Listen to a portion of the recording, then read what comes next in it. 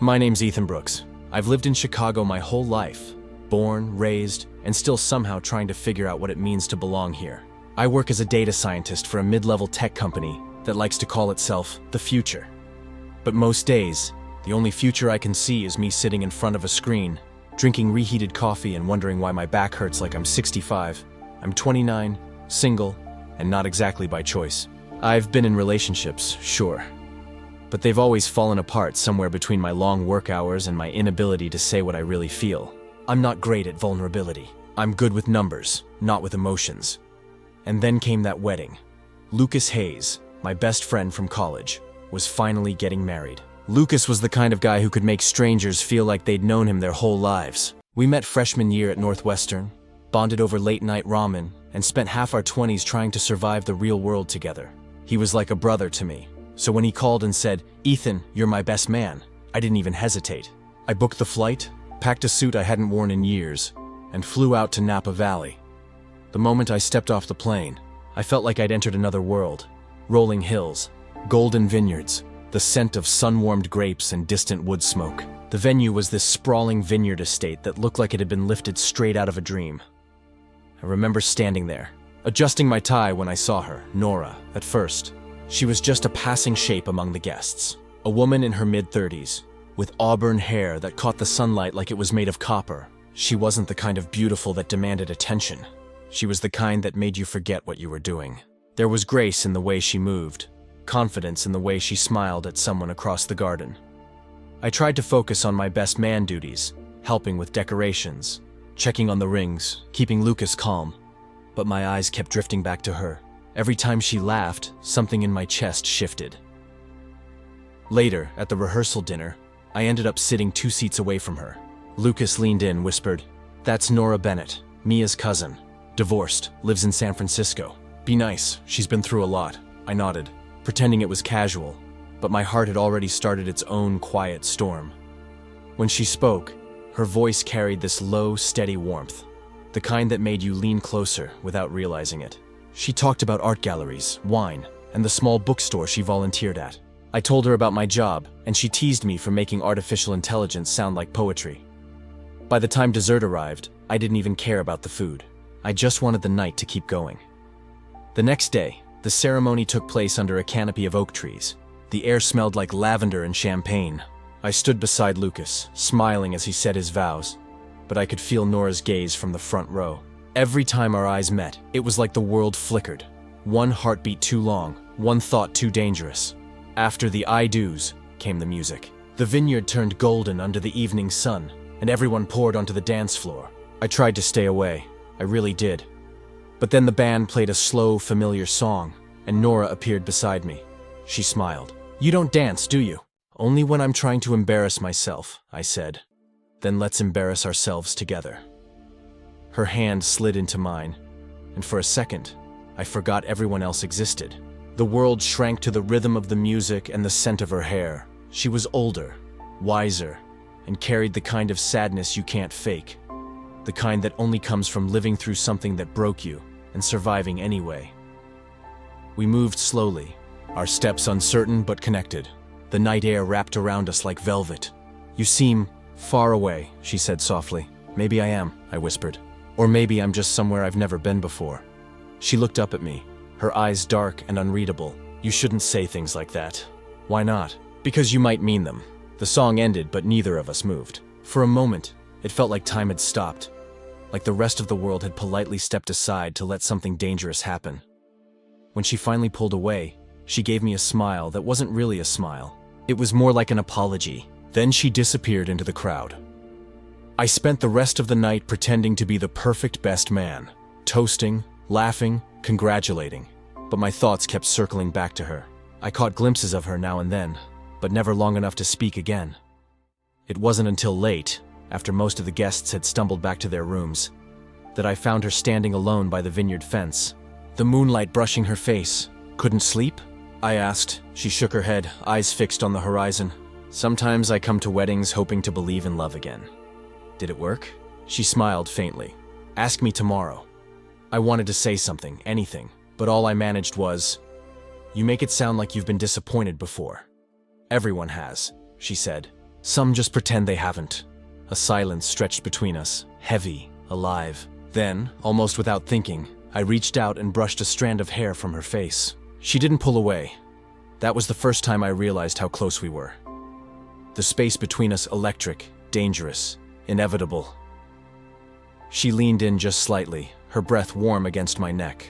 "Good night, Ethan," she whispered, and then she walked away, her shadow melting into the silver light of the vines. That was the moment everything changed, and I didn't even know it yet. The morning after the wedding, the vineyard looked like the aftermath of a dream that refused to end. Sunlight spilled across empty tables, wilted flowers, half-finished glasses of champagne. Lucas and Mia had already left for their honeymoon, leaving the rest of us to gather our things and nurse our hangovers. I'd planned to leave for Chicago by noon, but my mind wouldn't let me go. I kept thinking of Nora, the way she'd said goodnight, the weight of something unspoken in her eyes. I told myself it was nothing, just wedding afterglow, a passing connection. But I was lying, and I knew it. Around 10, I saw her again, standing near the old barn, wearing a light jacket and sunglasses that didn't quite hide how little she'd slept. I walked toward her before I could change my mind. "Heading out?" I asked. She turned, smiled faintly. "In a bit, you?" I was, but flights can wait. "Dangerous words," she said. I shrugged. "Maybe I like danger," she laughed quietly. It wasn't flirtation this time. It was recognition. Like she saw the same restlessness in me that lived inside her. We ended up walking through the vines, past the rows of ripening grapes. The air was cool and damp, the soil soft beneath our shoes. She told me she used to paint years ago, before life got complicated. I asked what changed. She hesitated, then said, "Marriage, divorce. A man who taught me how to be quiet when I should have screamed." I didn't know what to say, so I just said, "You're not quiet now." She smiled again, a little sadly. "That's because you're listening." We stopped near a small wooden bench overlooking the valley. For a long time, we didn't speak. The silence between us wasn't awkward. It was full. Then she said, "You shouldn't get close to me, Ethan. I ruin people." I don't believe that. Believe it anyway. But when she stood to leave, I caught her hand. She didn't pull away this time. The wind moved through the vines, soft and whispering, like the world itself was holding its breath. And in that moment, something broke open inside both of us. It wasn't planned. It wasn't even smart. But it was real. We spent that afternoon together in her room at the inn. The curtains drawn, sunlight leaking through the edges, the air thick with everything we weren't supposed to feel. It wasn't just physical. It was like we were both trying to remember what it felt like to be alive. She traced my jaw with her fingers, told me I was too young to be this lonely. I told her age didn't matter when you met someone who made the world stop spinning. Afterward, we lay there in silence, her head on my chest, the sound of distant laughter drifting up from the courtyard. I should have felt guilty. Lucas was my best friend, and his new wife's cousin was now tangled in my sheets. But guilt had no room in that moment. Only the fragile truth that something beautiful and broken had found a place to exist, even for a few hours. When evening came, she got dressed without looking at me. "You'll forget me," she said quietly. "I won't. You should. It's easier that way." Then she kissed me once more. Soft. Final. And walked out. I stayed in bed for a long time, listening to the faint hum of the vineyard at dusk, trying to make sense of what had just happened. I didn't know it then, but that day would follow me for months. Back in Chicago, life returned to its usual rhythm. Office meetings, deadlines, the city's endless noise. But every night, around the same hour, I'd catch myself glancing at my phone, wondering if she'd call. She didn't. 2 weeks later, an envelope showed up in my mailbox with no return address. Inside was a single sheet of paper. On it, in small elegant handwriting, "Don't look for me. It's safer that way." There was no signature, but I knew who it was from. My stomach dropped. That night, I couldn't sleep. I kept thinking about what she'd said at the vineyard. I ruin people. What did that mean? What could possibly be dangerous about her? A few days later, while I was leaving work, a man approached me outside the parking garage. He was tall, expensive suit, eyes like he'd memorized the sound of fear. "Ethan Brooks?" he asked. "Yeah, who are you?" He smiled without warmth. "A friend of Nora Bennett's." My chest tightened. "Is she okay?" "She will be, if you stay out of her life." Before I could respond, he handed me a folded note and walked away. Inside it was a photo. Nora at a cafe somewhere, looking over her shoulder, and beneath it, 2 words written in red ink. You were warned. I stood there under the flickering streetlight, the noise of the city fading to static. I didn't know who the man was, but I knew I'd just stepped into something much bigger than I understood. For the next few days, I tried to pretend everything was fine, but the feeling wouldn't leave. Every time my phone buzzed, my heart jumped. Every shadow looked like him. Every dream smelled like the vineyard, sun, wine, and the echo of her voice saying, "Don't look for me." Then, one rainy night, I came home to find my apartment door slightly open. My pulse spiked. I stepped inside, careful, silent. Everything looked untouched, except the table. On it lay another envelope. No name this time. Inside, a single Polaroid. It was me and Nora, at the vineyard standing near the fence, her hand in mine. A private moment captured from a distance, and on the back, written in the same red ink, "Next time, you won't get a warning." That was when I realized something was very wrong.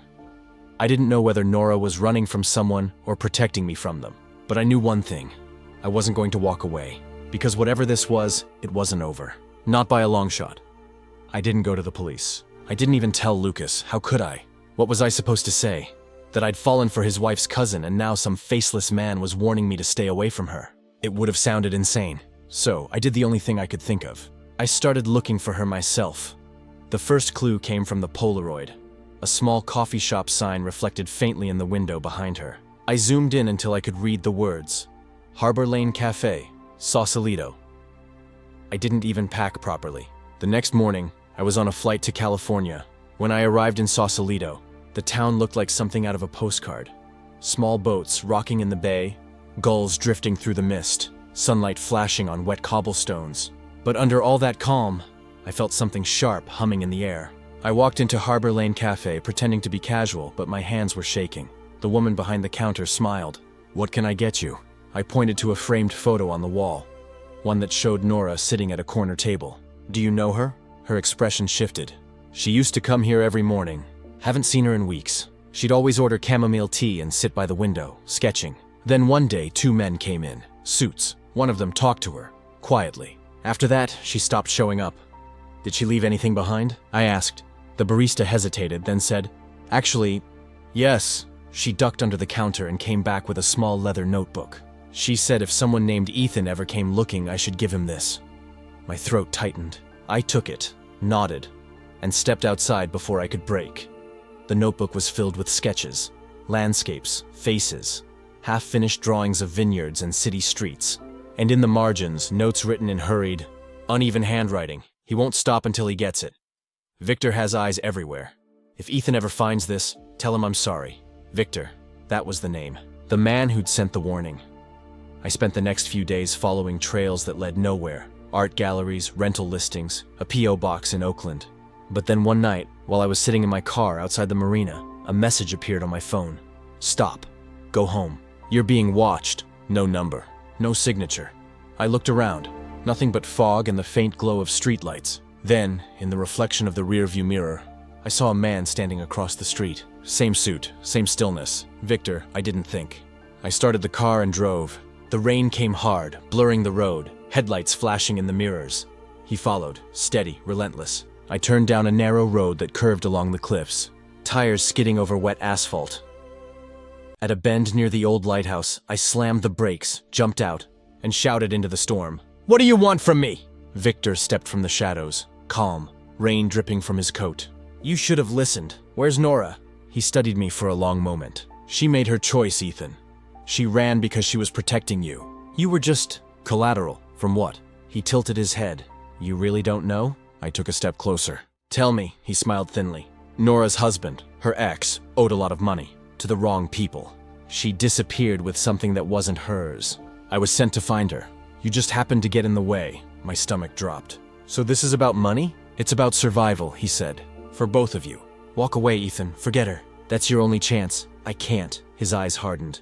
"Then you'll die with her."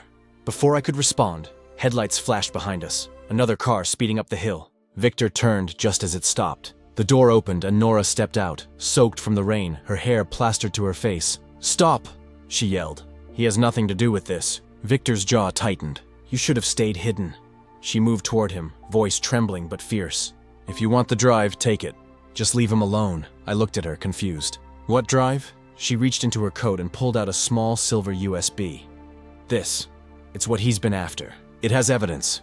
Bank accounts, transactions, people he works for. If it gets out, he's done. Victor stepped forward, hands slipping under his jacket. You talk too much. Everything happened in seconds. Nora tossed the drive toward me, yelling, "Run!" Victor drew a gun, the shot echoing through the storm. I dropped behind the car as the bullet shattered the windshield. Nora screamed, lunged at him, and the two of them struggled near the edge of the cliff. I scrambled to my feet, heart pounding, rain blinding me. Another shot went off, this time followed by silence. When my vision cleared, Victor was gone. The waves crashed far below, black and endless. Nora was on her knees, shaking, staring at the cliff's edge. He's gone, she whispered. I knelt beside her, pulling her close. It's over. But she was crying, whispering, "No, it's not. It never will be." We sat there until the sirens came. Police, paramedics, the noise of the world rushing back in. I gave them the drive. Nora told them everything. The debts, the threats, the years of fear. Victor's employers were exposed in the weeks that followed. His body was never found. Back in Chicago, months later, the world looked the same, but everything felt different.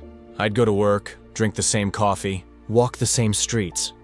But every evening, when the sun dipped behind the skyline, I'd think of Napa, of the vines, the music, the night everything started. One evening, I got a letter. No address, no name, just my own written on the front. Inside was a small note. The vineyard is quiet again. The stars still look the same. I think of you, no signature, but I didn't need one. I booked a flight that night. When I arrived, the vineyard was empty, or almost. She was there, standing by the fence where we'd first talked. Her hair caught in the wind, her smile soft and uncertain. "You came back," she said. "I never really left," I told her. She stepped closer, eyes glistening. "Do you think we can start over?" I took her hand. "No, but maybe we can start again." And for the first time in months, the world felt right again. The air sweet with grapes and forgiveness. The ghosts finally quiet. Sometimes the past doesn't fade. It just learns how to live beside you. And sometimes, if you're lucky, love survives the wreckage.